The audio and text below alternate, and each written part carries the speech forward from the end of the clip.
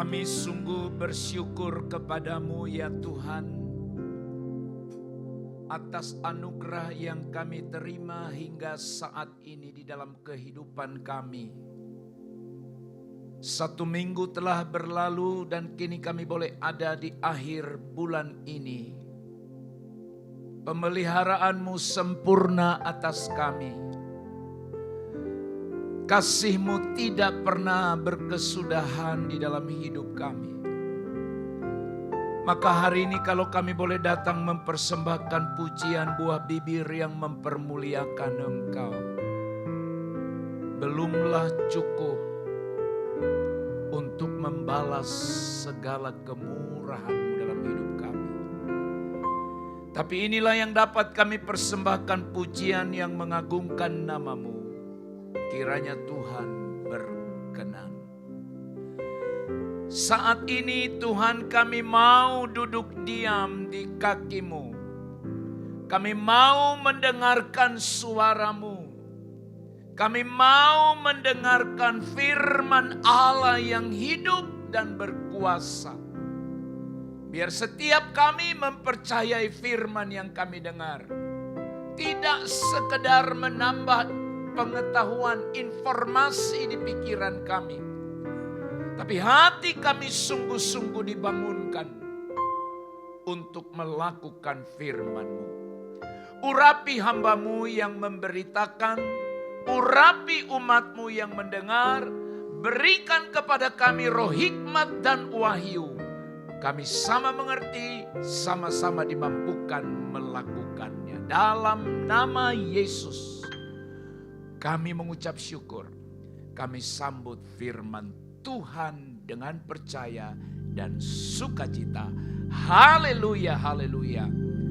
Amin, amin. Oleh anugerahnya kita berada di minggu yang kelima pada bulan yang ketiga ini, saudara. Dan sepanjang bulan ini bersama-sama kita sudah belajar mendengar firman. Dari kata yang sangat pendek ini, tetapi yang tidak mudah, bahkan banyak orang yang tidak mau melakukannya, yaitu doa. Pada minggu yang terakhir ini, saudara, firman Tuhan berjudul doa membuka jalan kebangunan. Sekali lagi, doa membuka jalan kebangunan. Saya mengajak saudara untuk merenungkan bersama-sama, memposisikan diri bersama-sama, membayangkan bersama-sama sebuah ladang atau lahan yang luas. Ladang ini ada tanahnya, berarti ada potensi yang tersedia. Ladang ini juga tersedia benih yang akan ditabur atau ditanam. Berarti sumber daya sungguh lengkap. Juga saudara-saudara, ada hujan yang tersedia. Curah hujan cukup. Berarti berkat sebenarnya sudah di depan mata dan menanti. Namun saudara-saudara, semua ini hanyalah sebuah informasi, hanyalah sebuah hayalan kalau tidak ada orang yang bersedia membuka. Tidak ada orang yang bersedia membajak lahan ini.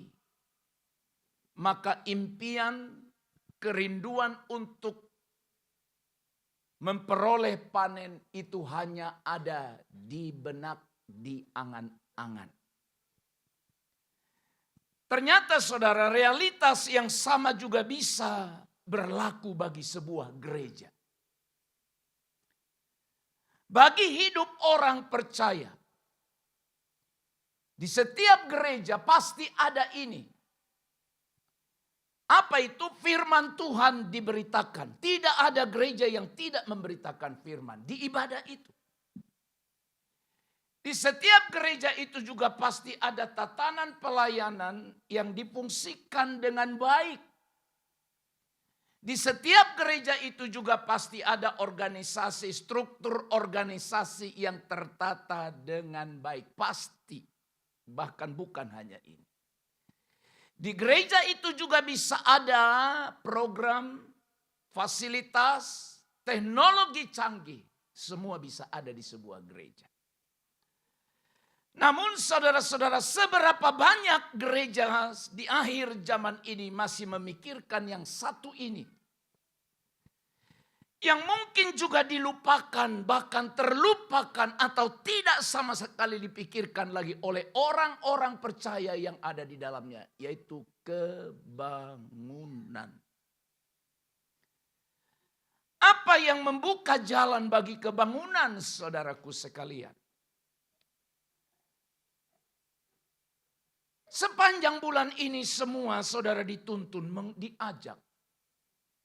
Supaya peduli tentang kehidupan rohani kita secara pribadi paling tidak. Kehidupan rohani keluarga kita.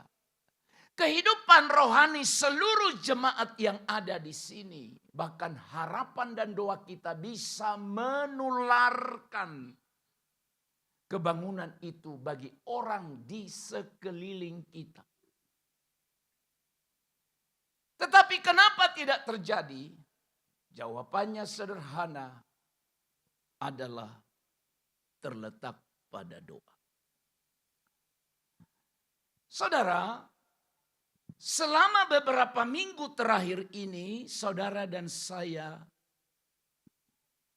sudah menerima, sudah mempelajari perihal doa. Mungkin bisa saja dalam kehidupan saudara mengikut Tuhan. Bisa saja untuk sebagian besar kita berkata, baru kali ini saya mendengar khotbah tentang doa begitu lama. Lama tidak? Cukup lama. Di ibadah minggu begini saja 5 kali. Di ibadah kebaktian minggu juga tambah. Didengar tentang doa. Di ibadah-ibadah yang lain pun diperdengarkan tentang doa. Semua kita sependapat doa itu adalah nafas. Doa itu harus menjadi gaya hidup kita. Ini khotbah-khotbah yang sudah saya sampaikan dari mimbar ini. Di minggu pertama, kedua, ketiga. Kita percaya doalah yang menggerakkan tangan Tuhan. Yang keempat, doa yang mempersatukan kita sebagai orang percaya. Maka hari ini saudara-saudara kita memasuki puncak atau klimaks. Bahwa doa itu bukan hanya mampu menopang kehidupan rohani kita. Bukan hanya penopang hidup rohani. Tetapi kita yakini sungguh-sungguh. Doa adalah yang membuka jalan bagi kebangunan ilahi. Tidak ada yang lain. Program boleh bagus. Struktur organisasi boleh bagus. Para pemberita boleh bicara fasih dan sebagainya. Tapi saudara, kenapa tidak terjadi apa-apa? Kita kurang berdoa. Itu sebabnya sebagai hamba Tuhan saya ajak saudara untuk mulai sungguh-sungguh menggunakan fasilitas mahal. Yang Allah berikan kepada kita walaupun kita enggan untuk menggunakannya. Allah sudah berikan kita sarana apapun yang sedang saudara hadapi. Tuhan kasih tahu ini caramu. Ini jalan yang bisa kau perbuat. Apa? Doa. Maka hari ini bertalian dengan doa yang akan membuka jalan bagi kebangunan. Kita akan renungkan beberapa kebenaran firman Tuhan. Yang pertama Bapak Ibu. Kisah Rasul pasal yang pertama ayat yang ke-14. Simak baik-baik ayat ini berbunyi demikian. Ini jemaat awal, jemaat mula-mula. Mereka semua Mereka semua bertekun dengan sehati dalam doa bersama. Mereka semua bertekun dengan sehati dalam doa bersama. Disebutkan beberapa orang tertentu, perempuan serta Maria ibu Yesus dan saudara-saudara Yesus. Bapak Ibu yang terkasih, ayat ini hendak mengajarkan kita bagaimana doa membuka jalan bagi kebangunan. Doa adalah persiapan ilahi menuju kebangunan.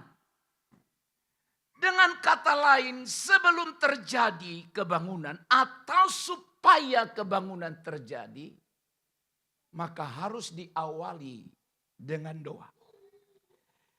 Alkitab mencatat, saudara sekalian, bahwa sebelum Roh Kudus dicurahkan pada hari Pentakosta, para murid tidak langsung bergerak, tetapi mereka mengawali dengan ketekunan dalam doa dan kesatuan hati.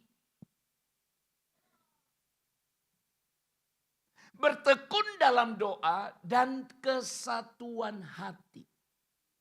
Berarti doalah yang menjadi sarana Allah, sarana ilahi, mempersiapkan hati, menyatukan komunitas, dan menyelaraskan rencana mereka dengan atau supaya sesuai dengan kehendak Allah. Nanti saudara lanjutkan pembacaan ini.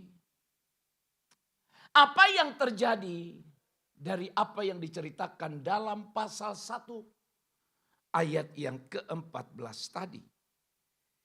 Selanjutnya dicatat dalam Kisah Rasul pasal 2. Saudara-saudara, kebangunan bukan terjadi secara tiba-tiba. Tetapi kebangunan yang dicatat dalam Kisah Rasul pasal 2 merupakan hasil dari proses doa yang setia.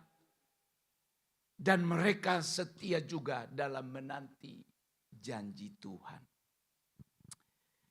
Bapak Ibu yang terkasih dalam Tuhan, kebenaran ini hendak mengajarkan saudara dan saya yang pertama, mari kita prioritaskan doa sebelum engkau bertindak. Apapun. Percayalah, sebelum segala sesuatu kita lakukan, baik itu rencana apapun, awalilah dengan ini. Prioritaskan.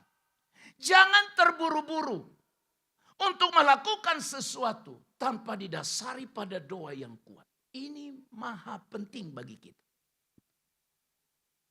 Kemudian yang kedua, bangun terus ketekunan dalam doa.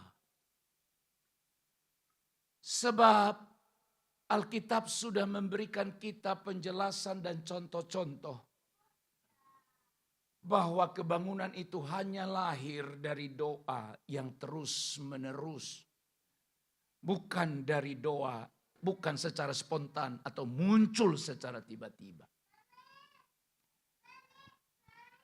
Kemudian yang ketiga, mari kita kejar. Apa yang harus kita kejar, saudara? Alkitab tadi berkata mereka sehati. Kesatuan dalam doa bersama. Saya mau tanya saudara, apakah dalam satu minggu engkau pernah berdoa? Khususnya untuk gereja di mana engkau bergereja. Renungkanlah baik-baik itu. Di dalam satu minggu itu pernahkah engkau sungguh-sungguh mendoakannya? Atau engkau berkata biarlah berjalan seperti apa adanya. Dibutuhkan kesatuan dalam doa bersama.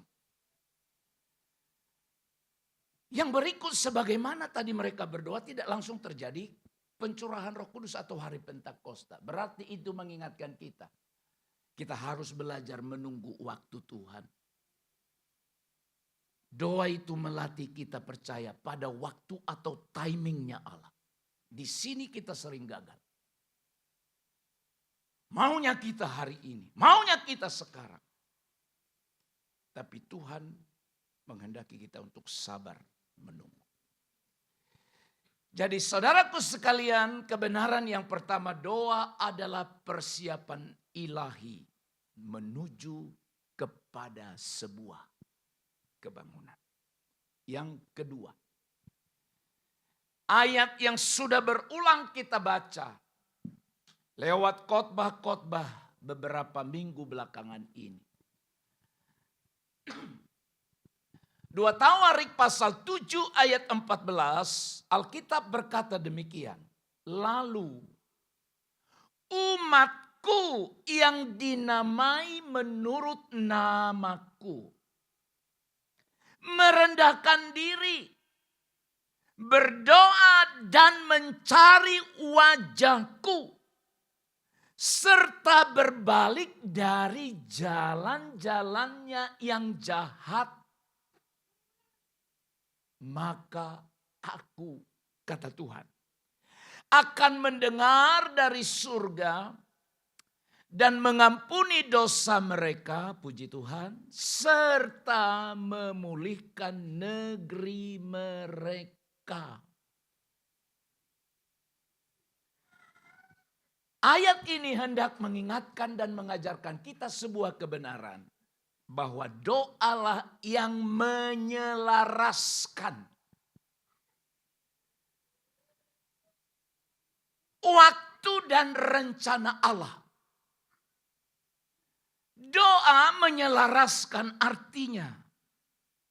Kalau kita berdoa, maka yang kita lakukan, yang kita kerjakan, paling tidak terjadi 2 hal. Sesuai waktu Tuhan, sesuai rencana Allah. Saudaraku yang terkasih dalam Tuhan, jangan pernah menjadikan doa sebagai alat untuk memaksakan kehendak kita.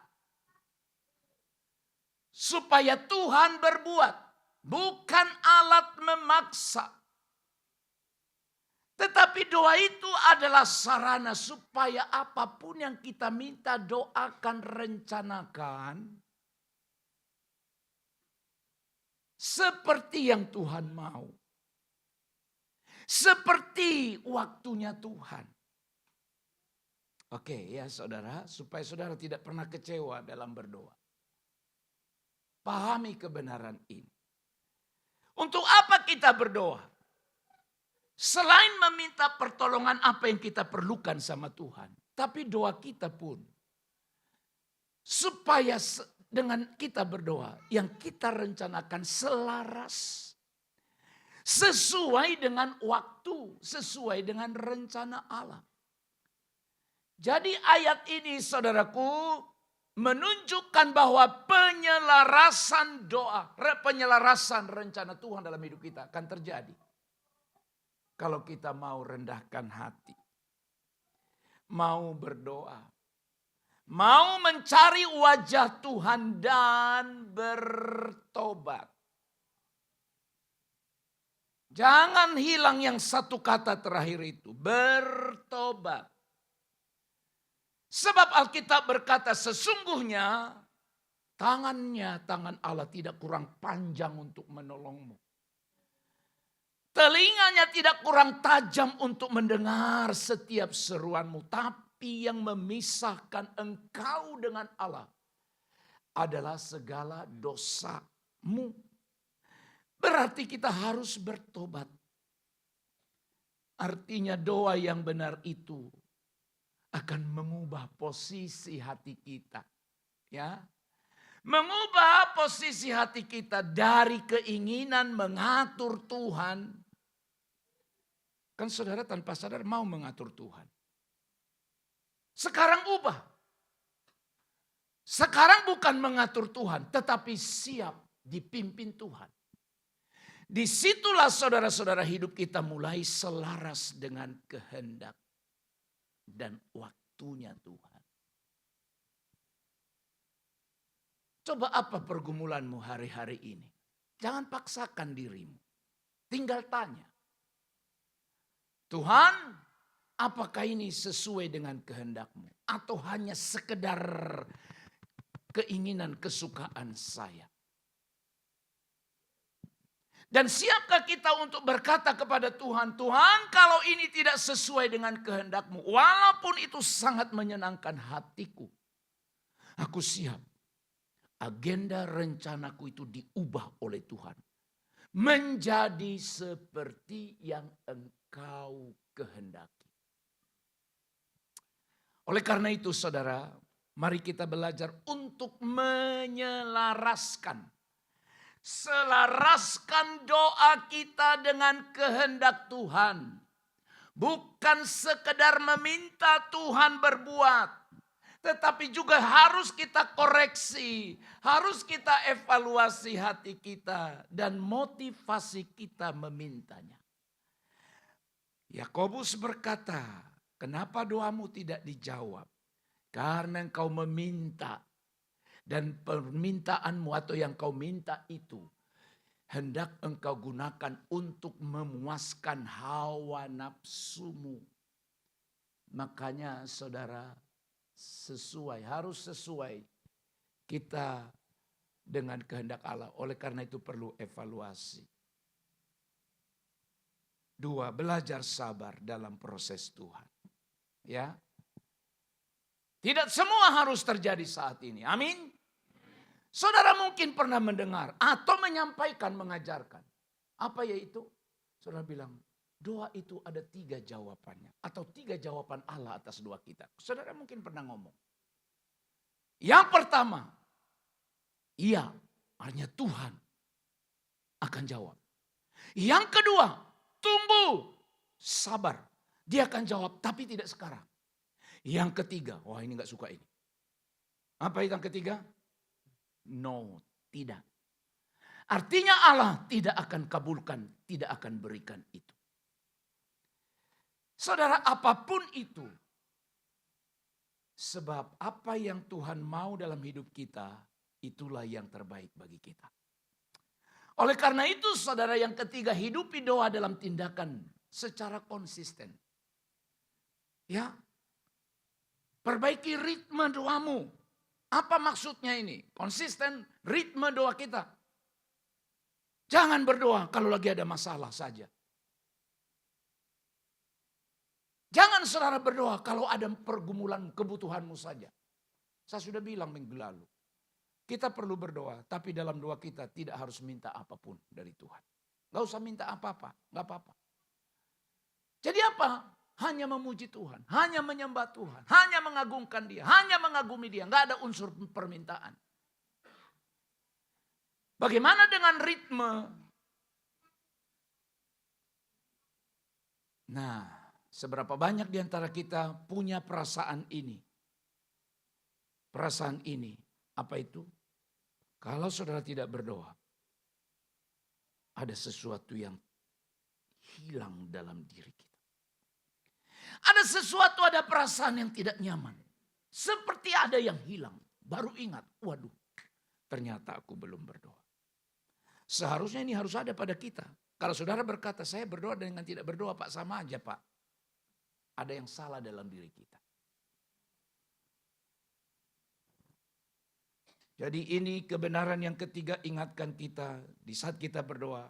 Bukan hanya supaya kebutuhan kita terpenuhi, tapi supaya rencana itu pun sesuai dengan kehendak Allah. Sama seperti doa Yesus di Taman Getsemani. Keinginannya kalau boleh Bapa, lalukan cawan ini. Penderitaan. Tapi Yesus bilang bukan kehendakku, melainkan kehendak. Yang ketiga. Kisah Rasul pasal yang kedua. Ini lanjutan dari pasal 1 tadi. Ayat 2 dan 4 sampai 4 berkata, tiba-tiba terdengarlah bunyi dari langit. Seperti tiupan angin keras yang memenuhi seluruh rumah tempat mereka duduk. Ayat 3. Tampaklah kepada mereka lidah-lidah seperti lidah api yang bertebaran dan hinggap pada mereka masing-masing. Ayat 4. Lalu mereka semua dipenuhi dengan Roh Kudus dan mulai berbicara dalam bahasa-bahasa lain seperti yang diberikan oleh Roh itu kepada mereka untuk dikatakan. Pasal 1 ayat yang ke-14 tadi berkata, mereka semua bertekun dengan sehati. Mereka berdoa bersama-sama. Tapi pasal 2 ayat 2 dan 4 menyatakan tiba-tiba terdengarlah bunyi. Saudara, kebenaran yang ketiga bahwa doa membuka jalan bagi kebangunan. Yang ketiga mengingatkan kita, doa membuka jalan bagi pekerjaan kuasa Allah. Kuasa Allah. Saudara harus rindu ini sebagai orang percaya. Harusnya kita punya kerinduan. Jangan hanya sekedar hadir di gereja tanpa rasa apa-apa. Kita harus punya kerinduan seperti seorang wanita yang mengalami pendarahan 12 tahun itu. Dia berkata apa? Asal ku jamas saja jubahnya, aku sembuh. Itu kerinduan. Dan untuk sampai ke sana dia harus bayar harga yang mahal. Sebab tidak mudah bagi dia untuk menyentuh jubah Yesus. Tapi kerinduan itu mengingatkan kita, asal ku jamas saja jubah. Seharusnya tidak ada di antara kita yang berkata begini, aku waktu ibadah tadi gak rasa apa-apa. Temanmu bercerita, saya mengalami kuasa Tuhan, saya mengalami perjumpaan yang sangat luar biasa hari ini dengan Tuhan. Kenapa ada orang bisa bicara begitu? Kenapa ada orang bilang sebaliknya? Itu kan bicara masalah hati dan kerinduan. WL-nya sama, musiknya sama, khotbahnya sama. Tapi satu mengalami, yang satu tidak rasa apa-apa. Berarti persoalannya ada pada sikap hati orang itu. Haleluya. Rindukan ini. Oke. Bapak Ibu yang kekasih. Pencurahan Roh Kudus tidak terjadi kebetulan. Tetapi lahir dari umat Allah yang tekun berdoa dan menantikan Tuhan. Ayo mari kita doa. Semua kita bersehati supaya terjadi kebangunan. Kebangunan dimulai dari diri kita. Keluarga kita, sekeliling kita, gereja kita. Tapi kalau saudara berkata, biarlah kita ikut saja. Maka tidak akan pernah terjadi. Maka yang pertama sekali perlu dilatih adalah apa saudara? Hati kita. Ingat khotbah pada bulan Januari. Bicara hati. Segala sesuatu dimulai dari hati kita. Doa bukan sumber kuasa. Jangan salah dengar. Doa itu bukan sumber kuasa, tapi sarana yang Tuhan pakai untuk menyatakan kuasanya. Dengan kita berdoa, Allah akan memperlengkapi kita dengan kuasa.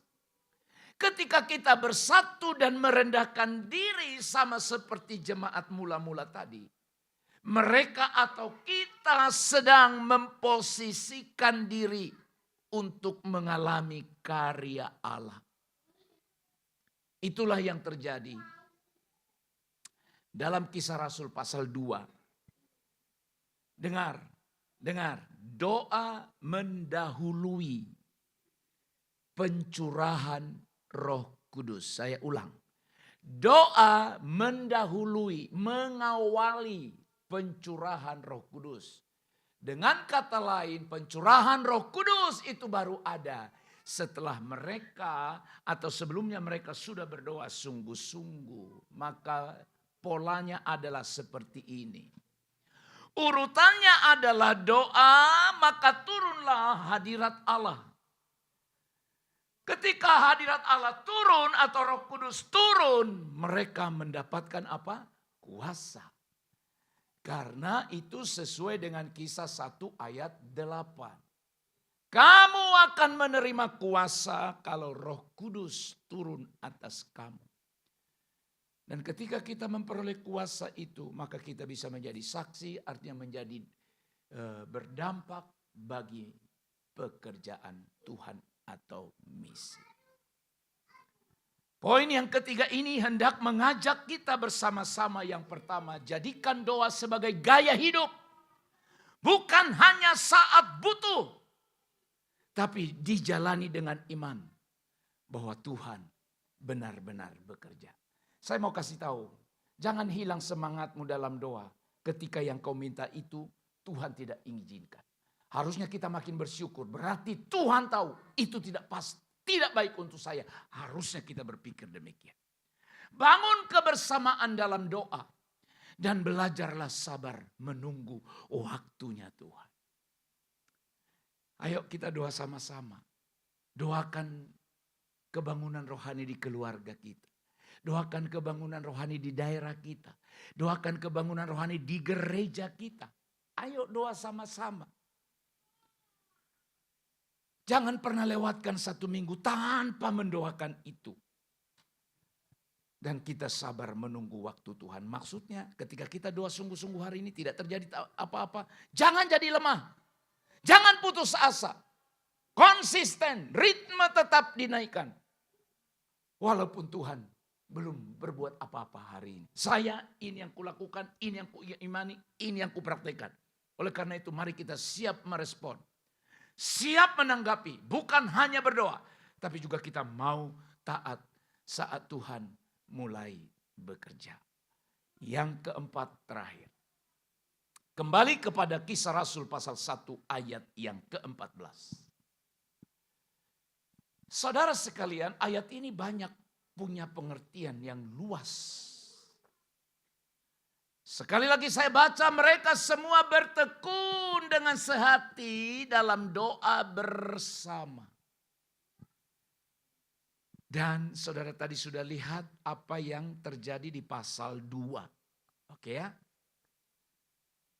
Ini awalnya di pasal 2 terjadi sesuatu yang luar biasa. Berarti saudara, doa yang sehati itu menghasilkan pengaruh, menghasilkan dampak yang berlipat ganda.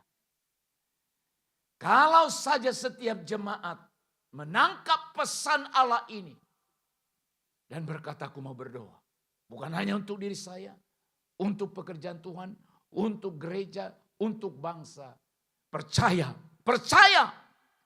kita akan melihat pelipat gandaan yang luar biasa. Multiplikasi. Doa yang dilahirkan atau yang dilakukan dengan satu hati akan menciptakan keselarasan iman. Memang di saat kita berdoa bersama-sama bisa ada orang percaya, bisa tidak percaya dengan apa yang didoakan. Ada orang yakin sekali, ada orang yang bimbang. Ada juga yang berkata, aku gak yakin itu. Maka dibutuhkan kesatuan hati dalam doa akan menyelaraskan iman kita juga.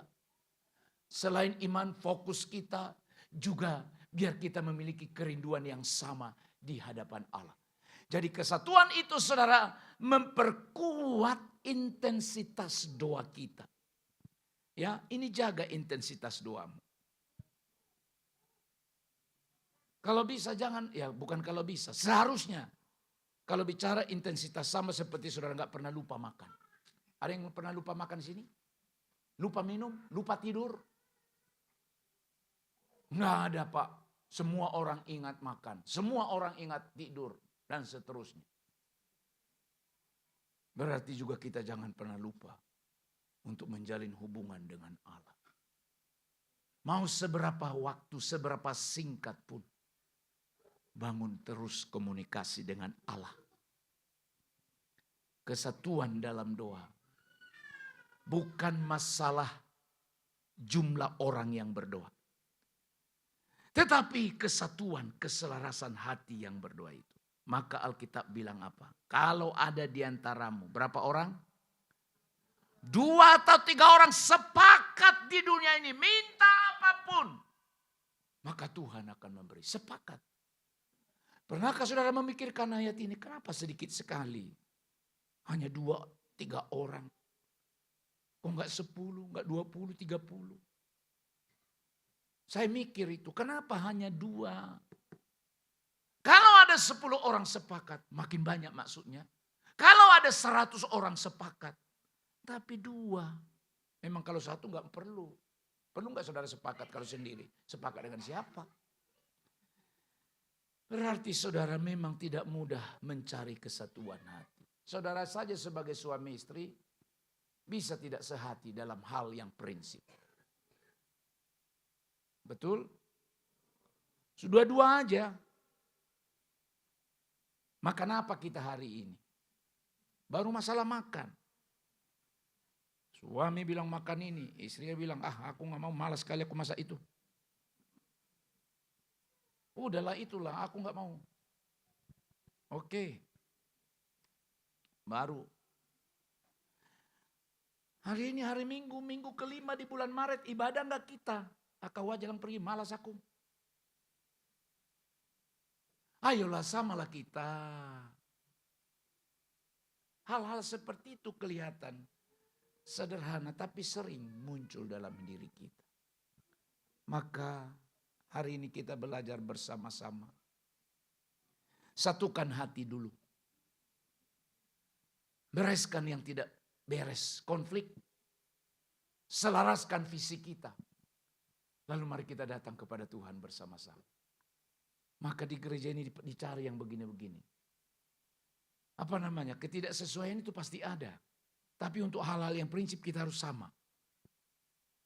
Potong rambut. Ada yang pendek, ada yang panjang. Enggak prinsip itu. Prinsip enggak? Enggak kan? Enggak prinsip itu menurut saya. Hanya rambut saja. Tapi ada yang prinsip. Tepuk tangan dengan tidak tepuk tangan tidak terlalu prinsip. Tapi jangan saudara diam aja di sini. Karena gereja ini sudah mengajar saudara untuk tepuk tangan. Jangan Pak Pendeta bilang gak prinsip kok. Jadi maksudnya apa? Cuek aja. Enggak. Gereja ini sudah mengajar begitu. Berarti apa yang terjadi, yang ada di gereja ini harus kita ikuti. Kalau tidak mau ikuti, cari gereja yang tidak seperti itu. Itu aja. Gak usah pusing hidup ini. Mari kita sepakat. Hal-hal ada yang tidak bisa kita sepakati, tapi dalam prinsip ini. Kita satukan hati kita untuk mencari perkenanan Tuhan. Ya, doa dengan arah yang sama, bukan hanya berkumpul, tapi sepakat. Kemudian jaga ritme. Sekali lagi ritme itu temponya. Jangan kalau ada masalah ritmemu sampai bergetar semuanya. Tapi kalau tidak ada masalah, mulut pun enggan untuk bicara dan terbuka. Diperlukan komunitas untuk terlibat. Ini yang saya katakan, ini libatkan komunitas saudara jemaat, lakukan secara konsisten. Maka kita akan melihat terobosan yang luar biasa. Bermimpi ke depan bersama-sama. Memandang ke depan bersama-sama. Kita tidak tahu kapan Tuhan datang. Tapi kita harus sepakat bermimpi. Melihat sesuatu yang indah di Tanjung Anom ini.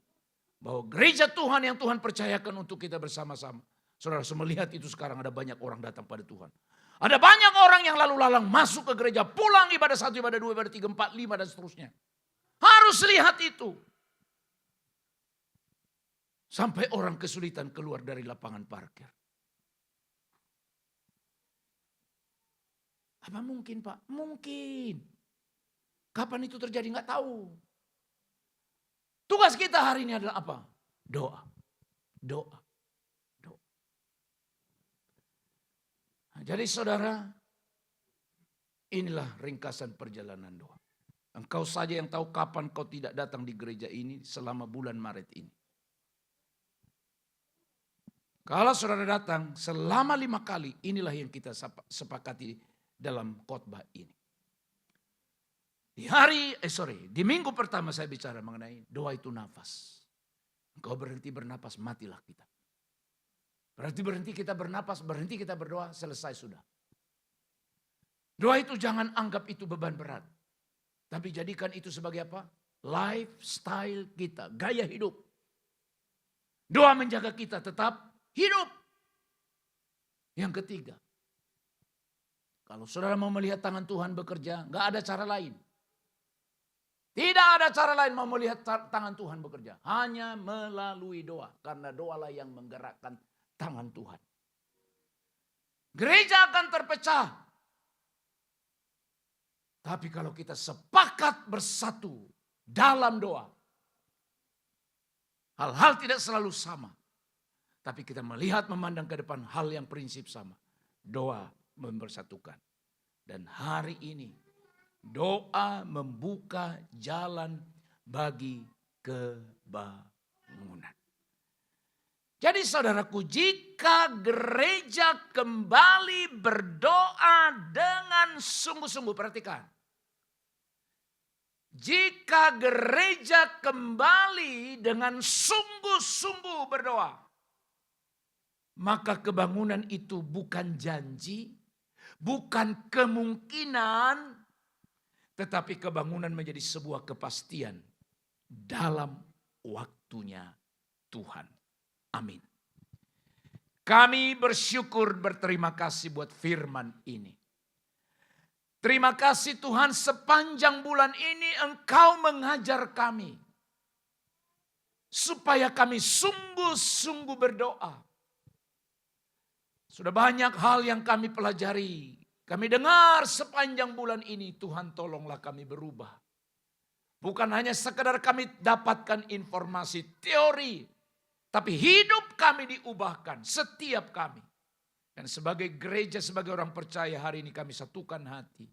Biarlah kebangunan terjadi dalam diri kami, dalam keluarga kami, rumah tangga kami, tempat tinggal kami, juga dalam pelayanan kami, di gereja kami, bahkan bangsa kami.